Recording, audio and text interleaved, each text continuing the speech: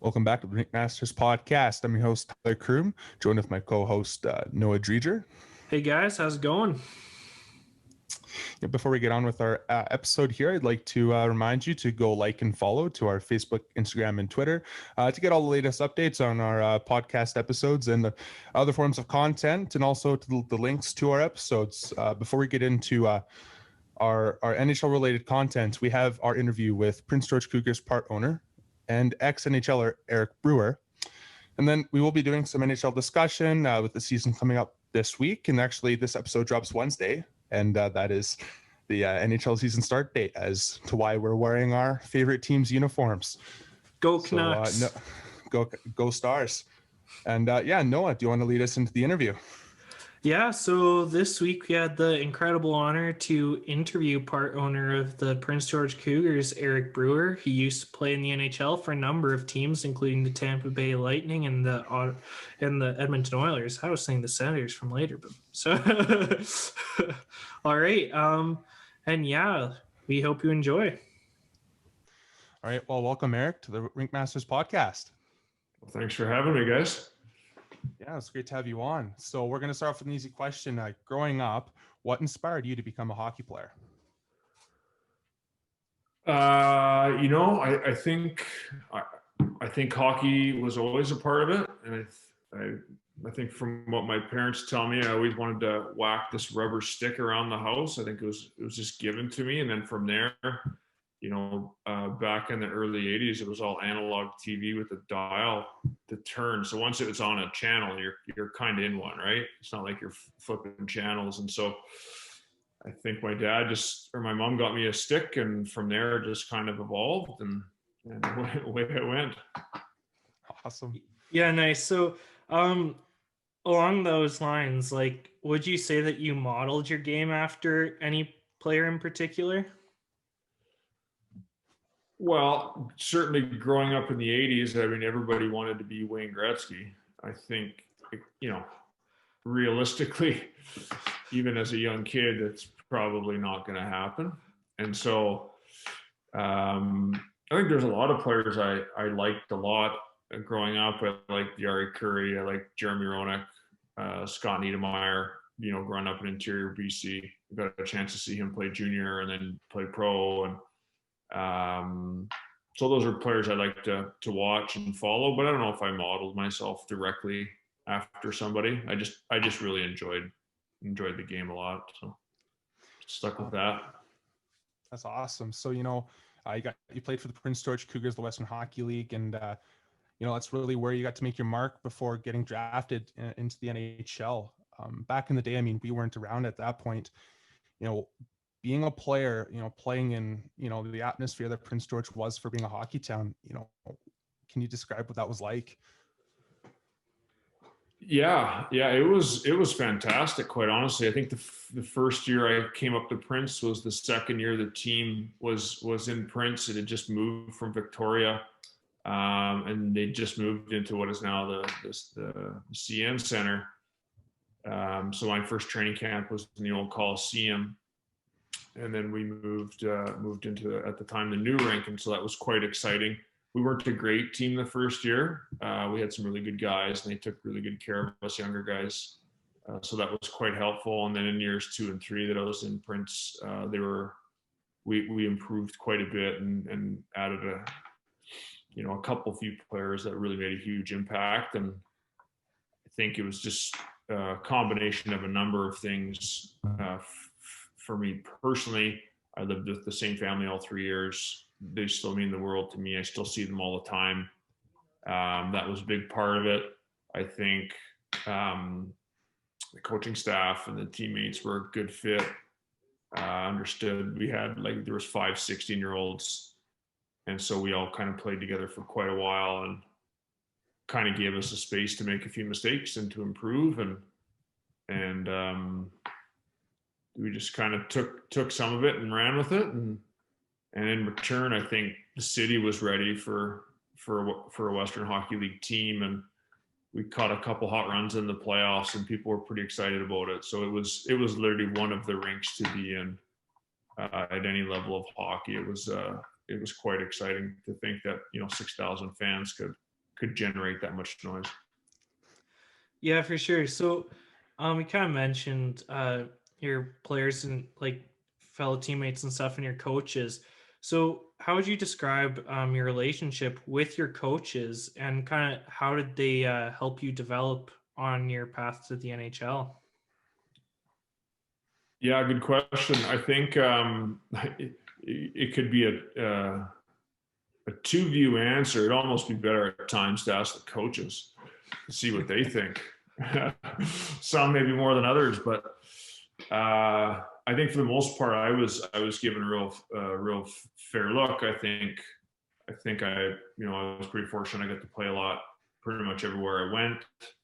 I think I gave the coaches a fairly coachable player. Certainly made a few mistakes, but made a few good plays as well. And just was really in it to be with the guys and to be part of a winning program, and really enjoyed all the aspects of it. I think there were certainly challenges, whether it be with injury or some tough streaks maybe on a losing season, perhaps. However, I think for me anyway, the privilege of being able to play for as long as I did and be around so many high functioning people and just great people, that was really the benefit at the end of the day. So you were heading into your draft year for the NHL Intra Draft. You were such a high profile player from what I could understand. How did you handle draft day, and did you have an idea on who was going to be picking you, and how nervous were you? Yeah, I was, what happened for me was I was kind of an unknown, really. I'd played basically single-layer house hockey, most of my minor hockey, up till my final year when we moved to Kamloops. And so I did a little bit of the initial Hockey Canada stuff, but not everyone, back in those days too, like in, early 90s, like there wasn't the exposure you have now. So I just kind of played and kind of improved a fair bit from being 16 till the end of my 16-year-old year, and then 17 till the end of my 17-year-old year. My improvement curve was decent, and scouts are projecting, right? And so you play at a certain level, but they're also projecting what they think you can be. And again, I got to play a lot. I got to play with a few really good players. I think that helped me get a good look. And again, the team was starting to win some games, so we had more people watching us, and I didn't really feel a lot of pressure. Certainly not what the guys would feel now. And then I was maybe even a bit naive, and so that I think maybe that almost helped as well. And then you're just going through the process. You don't have any baseline in which to really manage all that stuff. So you're just kind of living it and dealing with it, and kind of enjoying the ride. Yeah, for sure. So what would you say that you did to try to like train and prepare for the NHL? I mean, obviously it's a large step up. So what did you what steps did you take to get ready for the NHL? Yeah, I was just catching the big wave of fitness. Like kind of my generation was just on the start of this big wave of health and real strength training, and not just riding the bike and doing just this overload of cardio, which, while very effective, is not as effective as a more rounded approach of strength training, plyometrics, food, nutrition, blah blah blah. And so I caught that wave, had some really good direction early on from some so my longtime agent lawyer recommended this trainer who was training some of the high-end NHL guys at the time. And so that was a real wake-up call for me. I was drafted or third year, I don't remember exactly which year, but either after my second or my third year in the Western League, and that dramatically changed things. That was a real eye-opener. I got some real news at the level of fitness needed to be a pro. And it was good. Like I was ready for it. Like I wanted it, but it was eye-opening. And so I got on that train quickly and kind of rode that throughout.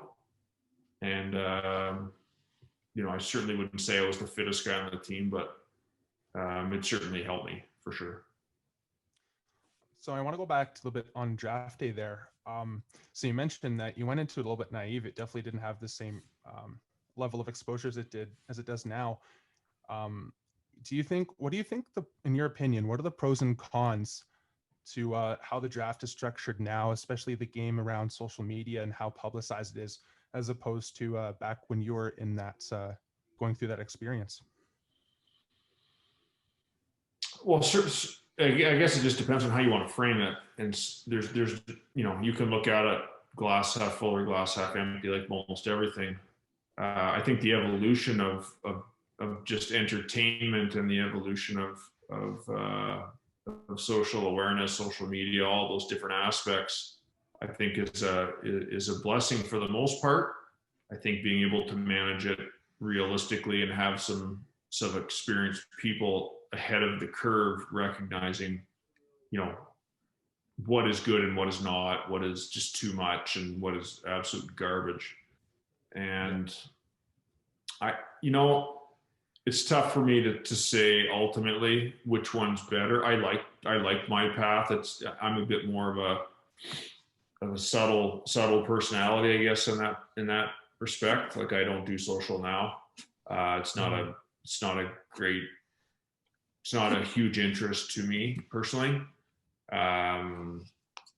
But on the other hand, it provides the fan or the hockey fan or whomever, a real amount of personality added to the athlete, which, certainly hockey players can be a bit understated, almost to a detriment at times. Like we've certainly in my peer group, we've had some fantastic athletes who didn't do that stuff or whatever. And certainly to their own personal brand, it was maybe a little bit of a disservice, even though they were wonderful, fantastic Hall of Fame worthy players. It does put some added pressure on the athletes now. And I didn't feel it that way. And so I'm not sure how to comment on how it would feel now. I just think for the real young kids coming up, I think some of it is a bit unneeded and a bit much. There's lots of time to be an adult later, but that's just my view. I think some of it though is great, like we touched on with the access to the athlete and certainly a fan experience from now being on the business side of hockey or on the other business side of hockey. I think the fan experience is incredibly important, and that's evolved at a different scale. And so it's really important, but doing it right is just as important. Absolutely. Yeah. So, kind of going on from the draft and stuff. How would you describe your relationship with your agent? I know we've kind of wanted to talk a bit about it more on our podcast, but we haven't really had the chance yet. So, like, what is it like interacting with your agent? Kind of what role do they play in your growth as a hockey player? I was very lucky. I worked with the same agent my whole adult life with Craig Oster and Donnie Meehan. And they were really awesome for me. I met them, did I meet them when I was 17, I think? No clue what an agent was, what they did, like just no sniff. And so I remember Rick Brodsky, the old owner, GM of the Cougars, he pulled me aside at the end of my first year and said, "Hey, I'm getting some calls.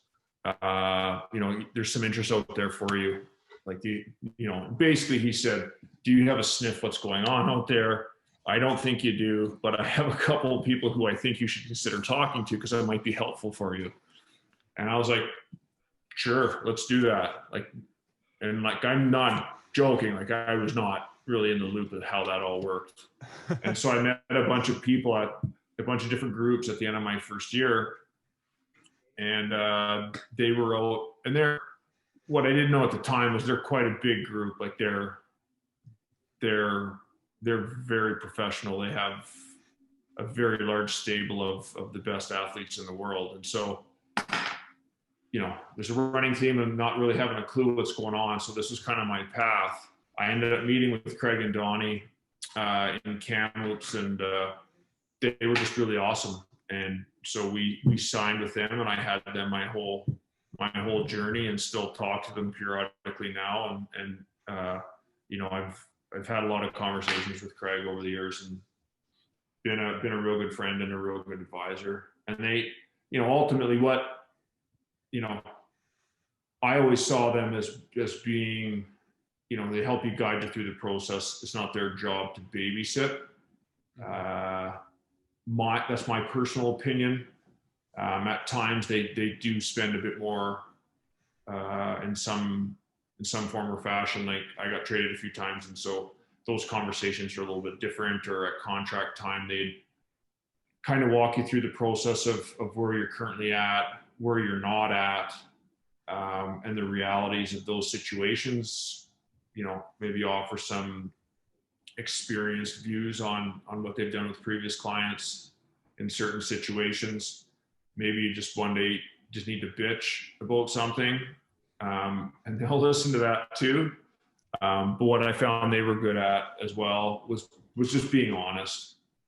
Like, if you were playing like junk, they wouldn't say, "Hey, you're doing awesome." They'd be like, "Yeah, you're maybe not there right now." And so that, I always think, is helpful. There's nothing good coming from someone telling you you're awesome when you're not. No. And I think at times you'd have other conversations about how it affects, I wasn't that guy who hockey didn't come home with me. Like, it always came home with me. And so I think sometimes you're just managing how all that works, and it's good to have some people who can walk you through that. Some guys need more attention in certain areas than others. Finding that balance and trusting your people, and you doing your part as well. So you're the type of client that they can really dig in with and do some good work for is important as well. But ultimately, you got to play some hockey, and your play will do a lot of the legwork for you. But you can certainly get some. Having an experienced view is incredibly helpful. Yeah, for sure. You mentioned that you got traded a couple of times. So being a player that, you've been traded, can you walk us through the transition, like going from one locker room to another, one organization to another? What toll does that take mentally, and how do you go through that?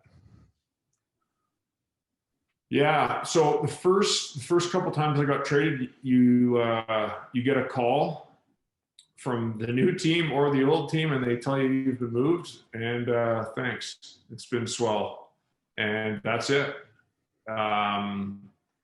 I think the first time I got traded from New York to Edmonton, I'd heard a few rumblings. I had kind of been given a possible heads up from my agent Craig, and said, just maybe be aware.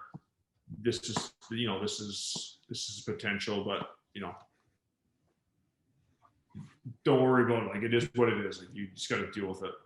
And so I found that was in the NHL draft one year. And so I was like, okay, I just got traded. Oh, I'm going to Edmonton. Okay, great. I loved Edmonton growing up and super close to home.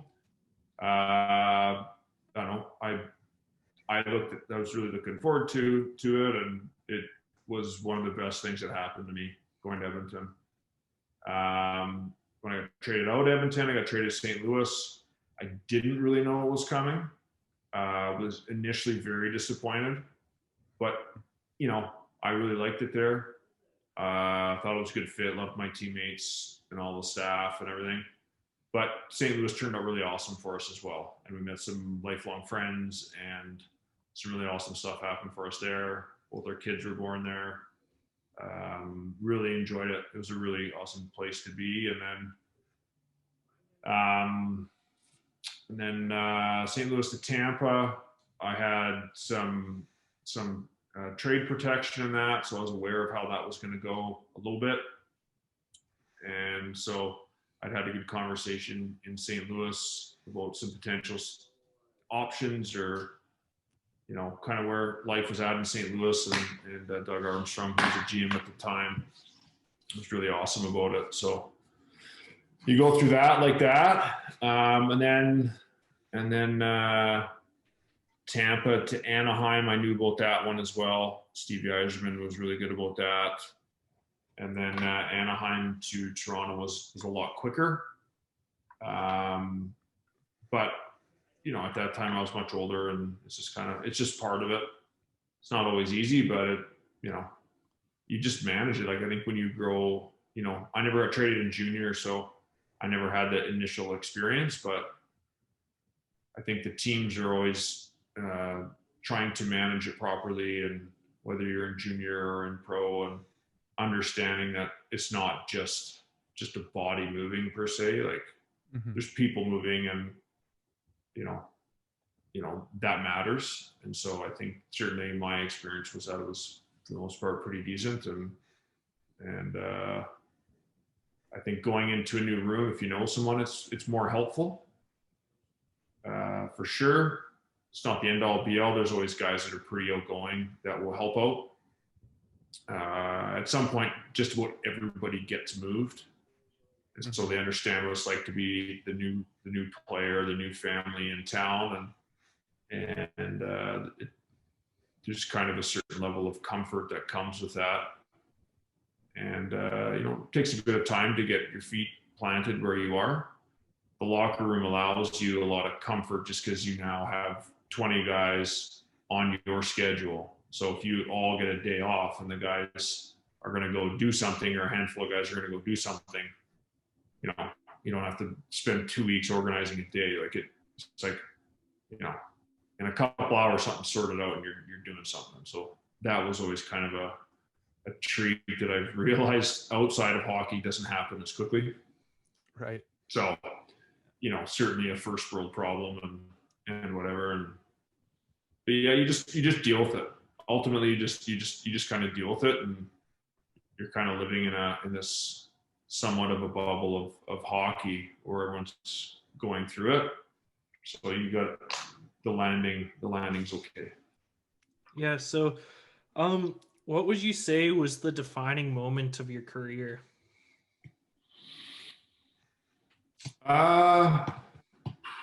Probably two of them. Probably playing in the Olympics in 2002 and being named captain in St. Louis. Both of those were different. But playing in the Olympics, at age 22 or 23, whatever I was, that was another kind of came out of nowhere, kind of right time, right place. We lost all the playoffs early in Edmonton, got a chance to be at the World Championships, play on the big ice. I covered a fair amount of ground back then, and so that was very advantageous playing on the big ice. And so found myself playing in Edmonton, where Kevin Lowe, who's a GM at Edmonton, was, part of the selection crew of the Olympic team. Like those things help. They do. And, that was just an amazing. There were so many reasons why it was amazing. It was amazing because I was really young. It was amazing because it was just after 9/11, where it was just massively high alert. Like, the security was just off the charts. But like, it was the first time Olympic hockey had been back in North America forever, basically. And the team was just a ridiculous amount of Hall of Famers.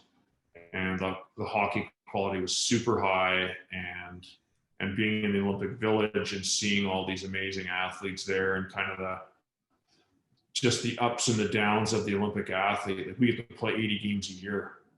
You get playoffs every year, an opportunity for playoffs every year. Their big events are basically the World Championships every year, and then they get the Olympics every 4 years. So someone trains for 4 years, blow a tire on their skate or their ski, done. Next 4 years, you get another crack at it. Like, that's a lot of training. That's a lot of training to get another crack. And then being named, so that level of scale was really awesome for me to see as an athlete. And then being named captain in St. Louis was really just it was like a real privilege piece for me, and a real respectful acknowledgement. And yeah, it was pretty awesome for me. You know, since the World Juniors had just passed, you know, you got to play for Canada at the World Juniors. How much of an honor is it as a young player to be able to participate in that tournament? And what was the atmosphere like? It was wonderful. You know, like World Juniors has always been a part of Christmas. It was always on our TV growing up as a kid. And so that was quite a big deal. And at times you almost feel like it had a bit more, it had a little bit of a different feel because you didn't have the internet back then. And so it was like, you know, the game was on at a certain time, you heard it on the radio, you saw it in the newspaper, maybe you saw an ad or two on TV, but it wasn't a bombardment of it, you know, it just, and then so it was like, okay, like the game's on at that time, everyone's just going to watch it. It's just kind of understood. You know, there wasn't no like, oh, I can manage 75 things before that, and my phone's kind of keep me connected to everybody to kind of make it all work. It was like, no, the game's at this time, we're going to go watch. So that was pretty neat to be a part of that Christmas component, and to be at the best junior tournament in the world, and you get to represent your country. And we were playing in Europe. It was really quite exciting. We didn't play that well, unfortunately. Canada had a run of 5 gold medals in a row, and you're like, oh my gosh, that's incredible. And so anticipation was super high, and expectations were fairly high, to say the least.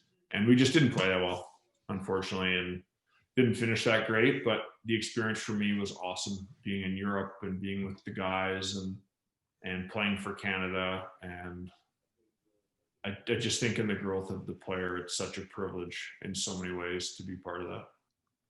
For sure. Yeah. So, kind of we're starting to run out of time here a little bit. So, just quickly, kind of, what kind of influenced your decision to retire from hockey?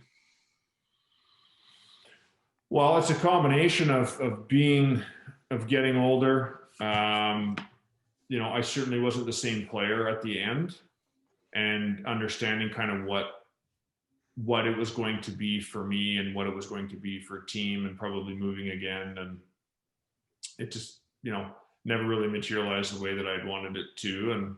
And at that point, you know, I had certain expectations of what I wanted it to be. And so I was okay with that. I felt like I'd had a good run, and the privilege of the NHL was just that, a very, very big privilege for me. And I was very thankful for that. And, you know, I'd be lying to say I wouldn't still want to be playing today, you know, 5.5 years later. But, you know, I think if I talk to a guy who's been retired for 15 years, I think they'd say the same thing. Right. You know, I'd be almost surprised if they said, yeah, you know what? I'm so glad I retired. I have not heard that from anybody. Like, so it was great. I loved it. But there is a shelf life for an athlete. That is a reality. And so that was mine. And it's all good. You know, the next question we had was what influenced your decision to join the ownership group of the Cougars? But I think that that partly answers it. You know, that was is it fair to assume that was a way that you could continue to be connected to the game, as well as the place that started off your career? Well, how it worked, well, like teams don't turn over that much, right? Like no. the business of junior hockey is like the people who own these teams, like a lot of the families have owned them for a long, long time, and they really care about the game, and they care about the athlete and the families, and it's just what they do. It's a different environment. It's a little bit different than pro. It's getting more like pro all the time, just because that is the demand of the sport, and basically sport in general. Right. But the longtime operators, they're real guardians of the league, and they do a great job. They're always looking to improve and make the environment better, as well as the game kind of evolving from the pro level down, and that trickle down comes to league. How it happened, Dan Hamhuis called we've been friends for a long time. He played just after me, but we had mutual friends through Prince George, and then we'd kind of run up, over the years, and we played each other a bunch and had similar interests in a number of things, blah, blah, blah. And so he'd called me out of the blue and said, hey, I think this is an option. Are you interested? There's going to be a small group of people with some local guys who will be basically operating it. And when we're done playing, we'll have, an ability to help out if we want. And so we just kind of looked at it a little bit and decided to do that. And that's kind of how that's gone. And from there, it was a lot of learning for all of us. And I think I played a year or two still. And then obviously Hammer just finished. And so he's still got a bit of time before he'll kind of land on his feet and get his bearings back and stuff and get a little transition time. But for the rest of us, I've been up a fair bit. It's not a daily driver, but I do talk with the GM a lot just about, things that we can improve on, or things that we're doing well, or just general sounding board for Mark. And then the business side is handled more with the other guys, with John and Greg and Ernest and Ray. And that's a bit more in their wheelhouse, but we all kind of pitch in to kind of make it right. And it's been a learning curve for sure, and we certainly learned some lessons along the way, and we're on our way now to what we think is some uptick in our program and in our outcomes. Yeah, for sure. That's pretty much all our questions. So Tyler, if you want to wrap up, go ahead. All right. Yeah. Well, thank you, Eric, for coming on for an interview today. I know it was really awesome for us, and we hope to have you on again sometime in the future. Yeah. Well, good luck with your show, guys, and thanks for having me. Yeah. Thank you. Yeah. Thank you. So that was our interview with Eric Brewer. We really hope you loved it. Plenty of great answers from him. So Tyler, what were your thoughts on Eric's answer about the role of his agent? I think it was really good. Because again, like as hockey fans, we don't really get to see the interactions with a player and his agent. It's easy to think that they might play more of a nanny role and trying to make sure that their client is doing everything possible to be season form and to make sure they're getting everything that they need. But from Eric's perspective and his experience, it was not like that at all. It was more of a professional working relationship, and ultimately the agent just acted as a soundboard for ideas and for that little kick in the butt when needed. Yeah, like I was actually kind of surprised by the answer. I mean, more by how long he took with his answer. I was expecting just a short thing, but yeah, I think that was excellent how he said like how he was actually really lucky with his agent, right? Like how they did just help him out. They were there from the entire way, and I think that's awesome. But he also said they're not there to be your babysitter, right? No. Like, and I really like that. So that was a great answer. And then also, were you surprised by his answers around what it's like to be traded? Not entirely, because obviously some players, get passed around the league more than others, and some guys they're part of the furniture for some franchises. Right, so we're talking the Patty Kanes and the Jonathan Taves, but for a move for anyone, not just a hockey player, it can be a challenging one. You go from workplace to workplace. You've got to reinsert yourself to the environment. You got to create connections. You got to make friendships. So there is a lot of emotional toll that goes with it. But ultimately, I liked his answer as if you just gotta do it. You understand that it potentially comes, and then you're ready to go. And just understanding that it's the nature of the beast. It's part of the game. Yeah, I also like how he kind of mentioned that as he got older, it kind of just became more of he kind of expected more, right? Like yeah. Not necessarily that you're like, oh, I'm going to be traded next week all the time, right? But it's less of a surprise in that sense, right? Like you're more of a movable piece at that point, a depth player who can be useful to different teams. So I thought that answer is great, and I was actually really glad that he talked about that quite a bit. And then Tyler, were there any other highlights that you had from the interview? Yeah, just a little bit more on the trading there too. I like how he said, because I can't remember which team it was that he was being traded to. I believe it was maybe the Islanders to Edmonton, the one that he didn't necessarily see coming, that he was a little caught off guard by. But yeah, it seemed like that initial trade is what then helped him gain that perspective going forward when he got traded to St. Louis afterwards. Yeah, for sure. Absolutely. Did you have anything else, or?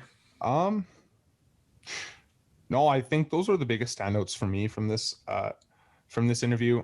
Although there was a lot of really insightful answers that Eric did give us. I don't think there's really an answer that I wasn't satisfied by. Like, I think it was awesome. Yeah. Were you actually surprised by his answer on retirement? No, not at all. Yeah. Because I mean, I haven't played in the NHL, obviously, but I know. No, wait, really? I know I'm wearing a Stars jersey. I thought you might have got confused. No, I'm just kidding. Okay. But but for real, like, for me, seeing that, like, I mean, I grew up around the rink as a kid, and that's where I love to be.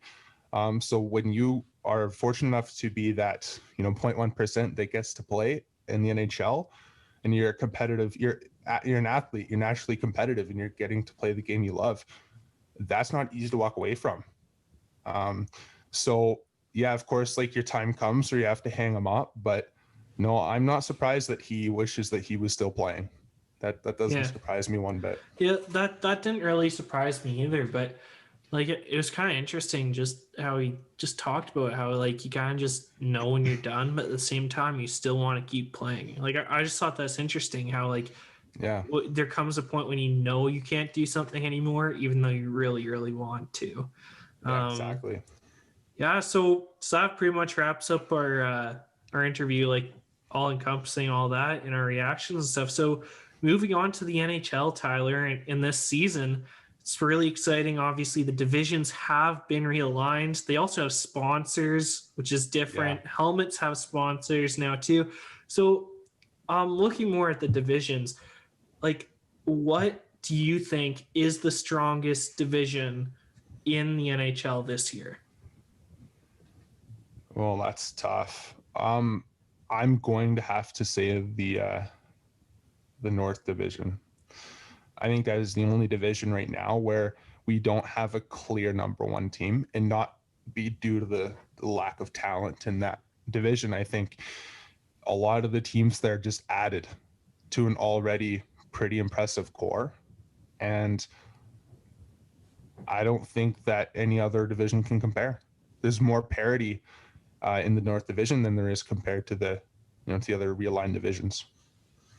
Yeah, no, I agree too. And I think it's strongest in the sense that it isn't that the teams are bad. Like, they all have their weaknesses, obviously. But I think it's more just that there's the strongest in that they all have seemingly good offenses, like good depth. And honestly, like, it's the Canadian rivalries, and that there's that extra drive to play. And I just think they look really good. I love the look of the North Division. It's personally my favorite. There will not be a bad game. No, I don't think there'll be a single bad game in that division. Do you think there's a division that's going to be the worst division? No, I wouldn't say that. I think overall, especially because it's going to be a 56 game season, which we've already established. I think and there's going to be less games, and I think there's going to be a lot more teams surprising this year. Like, some teams are going to get hot, some goalies going to get hot, and it can completely change the outlook of a division before it's all said and done, right? So it's going to be interesting to watch that this year. Yeah, for sure. So kind of moving on, like, I think this is another really big conversation. Which division has the best goaltending? Because I think this is also really important when you're looking at the strength of a division. Like, you can get absolutely destroyed if you have a bad goalie. So which division do you think comes up top? That's a tough one. I am leaning towards the North Division again.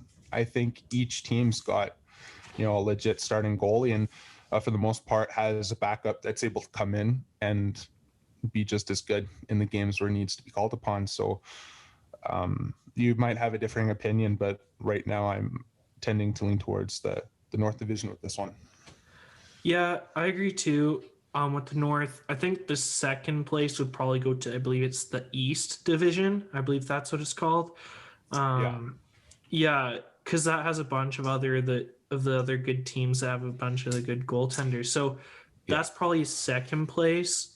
But I do think that the North takes it. I think lots of the teams do have a solid number one, and lots of the teams also have very solid number twos. Or in the case of the Canucks, they have a 1A, 1B situation. Yeah, well, that's exactly it, right? Like, I mean, when you have a division that boasts Carey Price, Connor Jake Hellebuck, Allen too, like Jacob Markstrom, like just as far as starters go, we know Matt Murray is capable of being a good starting goalie. So there's going to be a bit of an X factor there, right? Can that change the scenery in Ottawa, rejuvenate his career a little bit? We'll see. But at the end of the day, I mean, there's just too much goaltending depth in that entire division. That's it's just hard not to pick them. Yeah. Then in terms of the worst goaltending, I believe the division that I had for worst goaltending, I'm pretty sure it was the Central Division. That's the one that has Dallas, Tampa Bay, like those teams, I believe. Yeah. Well, because I believe that division, I think I saw a post, I believe it was by TSN or Sportsnet, and they had what the projected starting goaltenders were for each team. And the only two goaltenders I could really say were up in the top tier of goaltenders in the league in that division were Vasilevsky and Khudobin. Well, the only reason they got to put Khudobin is because Ben Bishop's going to be hurt, so that even further proves the point, right? I just think that division, like just by that post, like I just wasn't really impressed. I mean, the question was, because Nashville is also in that division, they had Rene as the starter, but I think it's going to be Saros this year. I mean, Saros stole the show last year. I think it's kind of funny that they've Rene as the starter. Like, and this is no disrespect to Rene. He has had a phenomenal career. I mean, he's been a long-lasting starter. I mean, some people try to knock his reputation down a little bit just based on 0 cups. But at the end of the day, like, long-standing starter for an organization, and has been relatively impressive doing so. You got to tip your hats to that, right? But last year, he's old. I believe he's 38 now, and he lost his job to Saros. And I mean, Saros, he's no slouch. He's a good goalie. So I found it kind of funny that they had Saros backing up Rene to start this year. It's like, because I think you saw that post too. I think you saw it. Yeah. But yeah, it's just like he lost his job. I'm sorry, he lost his job. Yeah. So do you think, like, just looking at the divisions, obviously, and the teams now for all the moves and stuff, do you think that there's a team that has taken a big step backwards this year, or that will take a big step backwards in the standings? This kind of goes back to one of my previous answers. It's hard to say because a 56-game season, there's going to be a little bit more variables this year. Like we're seeing now, there's some COVID cases popping up. So some of it will depend on who's missing due to COVID, goalies getting hot, who's clicking at the right time. I'm not necessarily sure I could pick a team that is going to, I can say for sure, is taking a step back for this season. Well, I was going to say, like, I think this season, like as you mentioned it's just a shorter season. So I don't think we'll see a similar situation to the St. Louis Blues storming back and then getting into the playoff picture and then winning the cup. I don't think that will happen because the season's too short. Because what game round was that their turnaround? Wasn't that after, like... It was in January. Yeah, so I'm trying to remember how many games that would have been at that point. But I think it was about like 30 games roughly where they stormed back on an impressive streak. Yeah, and like that streak, that like in a 56-game season, you're hooped if that's how late you're relying on. You're not going to see that. No, like you're not going to see that. So I think it's going to really be a season of the first out of the gate is going to be in the best position. Like, I think any team that can't start quickly. So any team that's had major injuries, that's my biggest concern for Dallas actually going into this year, is that they've had to stop camp and then postpone, I believe it was 3 games. So like, that's obviously a concern for the Stars going into this year. And with that aside, I mean, they're going to be without Tyler Seguin and Ben Bishop anyway for a majority of the season, right? Yep. So you're missing your number 1 center, and you're missing, a top 5 goalie in the league. So for me, I'll honestly, like, there's already going to be some question marks around Dallas. And I mean, they have guys that have proven to step up in the past, but the question was, can they do it again? When you lost a key veteran in Corey Perry, like, he was good for you guys in the playoffs. So. Yeah, but to the team's credit, they've already got a lot of quality veterans in that lineup anyway. Like, it's not that to Dallas. They're a very good deep team. So like Jamie Benn and Alexander Radulov. I mean, they're really strong veterans, right? And Pavelski too. Like, I'm perfectly confident in those 3 to be able to help improve that team. But I mean, if one of those guys is one of the players with COVID, I don't know. So we'll see how that shapes up. Now, I know I'm a Vancouver fan, and I'm kind of jumping on the downer bus, but on paper, this could be a backward season for the Canucks. Now, here's where it's going to get confusing from my perspective.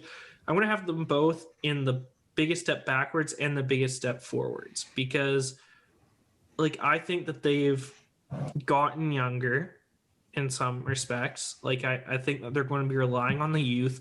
Hoglander in the top 6 could turn out good or could turn out terribly. They could end up with only 5 top 6 players this year, which could really hurt them. Holtby could not bounce back, and that could really dump them and make them a big step backwards. So just with that, I want to say they could take the biggest step backwards this year out of any of the Canadian teams. See, I would oppose to that. I'm saying I'm opposed to it too, but I'm saying on paper, you could make the argument that they could make the biggest step backwards. I mean, on paper, people don't admit it, but they've improved their defense drastically with adding Nate Schmidt and Hamonic. So let's go to biggest step forwards then. I think, well, I mean, I would lean towards Vancouver, but I also think Ottawa could be that team this year. Yeah.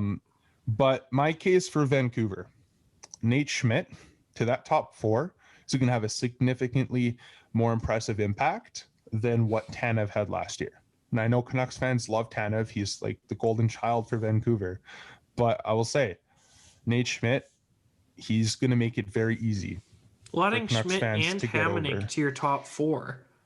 Well, assuming Hamonic plays in the top 4, but even if Hamonic's taking Stetcher's place on that 3rd pair, I mean, Hamonic he's exactly what the Canucks had needed. He can take the penalty killing minutes. He locks it down in his own end. He's basically Chris Tanev on a significantly cheaper contract for only 1 year. So their defense, which was the biggest question mark last year, people didn't like the way the defense played. They've improved that defense. Yes, they lost to Foley. That sucks. Hoglander, he's 20 years old. He's literally the same age as me and Noah.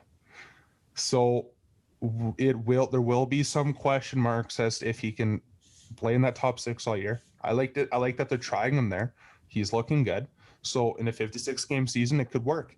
Or maybe Virtanen takes that spot, runs with it. We'll see. But I think overall their roster's balanced out better this season than it was the year before. Yeah. So in terms of biggest step forwards, or let's lump in biggest surprise of each division in this conversation. So I think that based off of popular opinion, the biggest surprises and therefore the biggest step forwards this year in the Canadian division will either come from the Canucks or it will come from the Senators. Yeah. Now, you could make an argument for Montreal, but I think lots of fans are already expect them to take a big step forwards this year. So I think in terms of popular opinion, I think, which teams will make the biggest step forwards below the radar, it's the Canucks and the Senators for both biggest surprise and biggest step forwards. And potentially Buffalo. Well, I was just talking about for the Canadian division at this point. But yeah. Oh, for the Canadian division, yes. But in league-wide, potentially, I think I could lump Buffalo into that as well. Oh, yeah. So they're in the East Division, I believe. Yeah. I think so. Yeah, that looks right. Yeah, so Buffalo, I think, could take a big step forward this year, and I think they could be a surprise. I mean, I don't think there's going to be that many surprise teams this year. I mean, Anaheim could surprise a bit, potentially. Well, yeah, if Zegras makes the team, they brought in Shattenkirk. They've brought now in Ben Hutton on a PTO. If he jumps into the roster, like he's solid guy that you can have in your six. So yeah, there's potential there. And I mean, they still have Cam Fowler. Don't they also still have Lindholm? Yeah, Hampus Lindholm. Yeah. No, they've got a solid decor, and I mean they have good forwards. They're not that deep at offense, but like I said, I mean, if Zegras fits in right away and if Sam Steele can actually finally step up in the way that they were hoping he would.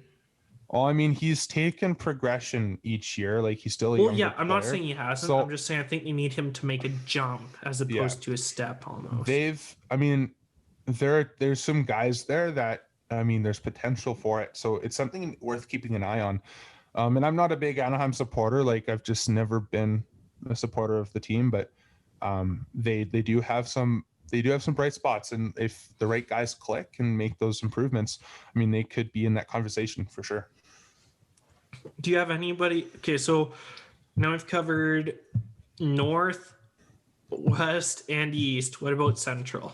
Who's going to be the biggest step forward? Man, I'm not sure. That division just comes across as pretty weak, in my opinion. Like, it's not a strong division. Like, so it's really hard. I think it's really hard to really tell like who could be the team to make the best steps. Well, because I was even going to say one of the things that could have helped Chicago this year, and I was going to say this, like Chicago barely made it into the playoffs last year. Got kind of lucky, and honestly, it was kind of surprising. I was looking at their stats. It just comes across to me like last year they just couldn't quite get it to click. Yeah. Like they had some good performing players, they just couldn't win games. Like that's kind of how it came across. Well, and it's going to be worse off now. Like they don't have Taves as it looks. Yeah, they've lost Dak. They lost Crawford. So he was actually a good starting goalie last year. I believe he had a .915 save percentage. 917. Yeah, which was right up that's there. Not bad. That's actually good considering the quality of the team in front. That's not bad. And, and it's fascinating too. Like, yeah, they've lost Dak, they've lost Taves, they've lost Crawford. Their goaltending is a disaster, right? Like they're starting goalie. They're relying on the youngins, and the people who say that the Canucks are putting too much faith in Demko. All I have to say is look at the Chicago Blackhawks. Malcolm Subban is your starter. Malcolm Subban, he could barely survive as a backup in Vegas, and that's your starter. And you've lost your captain, and you've lost your top young star in Dak. Well, and I was going to say, I think Doc is almost the biggest loss because he's the person that they're building around. Him and Kubalik, by the sounds of it. So yeah. So like, if you have Dak gone. Like, he's going to be gone for the season, isn't he? Unless they make the playoffs, in which case he can maybe do playoffs. But he's gone for 6 months. Yeah, I think he's pretty much done for the season then. So, that just sucks for the Blackhawks. Like, you got to feel bad for the Blackhawks. This makes Dylan Stone their number one center. Dylan Stone. Strome, yeah, Dylan Strome. He's the number one center. Yeah. Like, he's not a bad centerman. He's a fringe second line center, and he's your top line center. That's the type. Do you think anybody's going to surprise in that division? No, I don't think so. Isn't Minnesota in that division too, or are they in East? No, they might be. No, they're East, because I mean, I'll double check, but there was a debate because Yeah, I remember. them in I've Dallas, seen so 'cause many I different think debates around the different locations of teams, so I can't remember exactly what the division alignment is right now. because I remember Dallas was supposed to be there, and they swapped with, I believe it was Minnesota. I'll look it up. Yeah, so I think that in the Pacific or the West, sorry, the most likely to surprise is probably going to be the Ducks. Oh, in terms of biggest step backwards, potentially Vegas. Yeah, See, yes, they bring in, Pietrangelo. That's the big fish of the free agent market. But aren't they still over cap right now? No, I think they're under now because they traded off Schmidt and they also had moved out Paul Stastny's contract. They moved him to Winnipeg. Right. But that being said, Nate Schmidt was a huge locker room guy. Everybody in Vegas loved playing with Nate Schmidt. There was a lot of players in that room upset by the move. So, and Pietrangelo is a captain in his former locker room, so I assume he's a good locker room guy. But it's not a knock on Petro at all. He's outstanding, but chemistry is a thing, and if Petro doesn't fit the makeup of the locker room, this could cripple the Vegas Golden Knights. That is a legit concern. Well, and I was going to say the other concern is that they are tight against the cap regardless. I mean, even after moving out those contracts, they actually lost a potential player, like a good player in Stastny. Yeah. Right? Who was either second line guy? Yeah, he was their second line center. Yeah, so they lose their second line center and they lose a top four defenseman. For one top four defenseman, I mean, you could argue he's top pairing defenseman, but they're still tied up against the cap. Is that really an improvement? Well, no, because what's this also going to do? Because they've had to sacrifice depth for this too. It's going to severely limit the amount of moves that they can make to boost that offense that they had to lose. And it's tough because they're also, a lot of these players are getting older. Well, that's the other argument, is that I was going to say Vegas doesn't really seem like a very young team. I believe their average age is the higher 20s. So I didn't like the move for them to bring in Pietrangelo just for the fact that they had a good thing going for them. It seems like they keep trying to make the big move to make, the move to make the contention to win a cup, but I think they're going about it the wrong way. I also think they're too young to do it. Their prospect pool isn't deep enough to do this, and I think that if your organizational makeup, if the morale isn't good there, I think that could be potentially detrimental to the progression of your franchise. All right, so and then basically let's just kind of say, who do we think this year? This is our final question here because we're running out of time. So who do we think will lead the league in points this year? We're talking players, right? Or teams? Teams. I mean, I wouldn't be shocked if it was Tampa Bay. I actually think they could take a step back, which I forgot to mention in the step back. I don't know. Maybe they don't have Kucherov. Stamkos is still a question mark, isn't he? Or is he fully healthy? I don't know. Now? I'm not sure about Stammer, but I think when you still have Braden Point leading the charge with the depth that they have, I don't think they're taking a step back that much. And their defense is still rock solid. I mean, they managed to retain Sergachev and Cernak without losing either. I don't know how they managed to do that. That was impressive. And they also managed to retain Anthony Cirelli, who is very capable of sliding into that second line center role while Point moves up to first line center. So keep that in mind. I don't think they're going to be hurting that much. Yeah, so I think it could be whoever's the strongest team in the Central Division, because that division comes across as so weak. If there's one team that can just emerge as more of a powerhouse, yeah, and then I think they could end up with the most points. I forgot about this. For a team that could take the biggest step back, Boston Bruins. Oh yes, Pasternak's out. Their defense has taken a step back. They've lost both Chair and Krug.